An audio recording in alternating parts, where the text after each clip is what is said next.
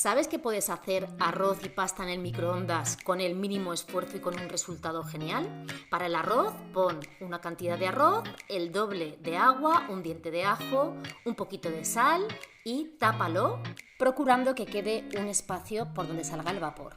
Queda perfecto en unos 10 minutos. Para la pasta, lo mismo. Agua, simplemente hasta que lo cubra, un poquito de aceite, una pizca de sal, ponemos el plato encima, dejando una abertura para que escape el vapor y listo, en unos 10 o 12 minutos, pasta al dente perfecta.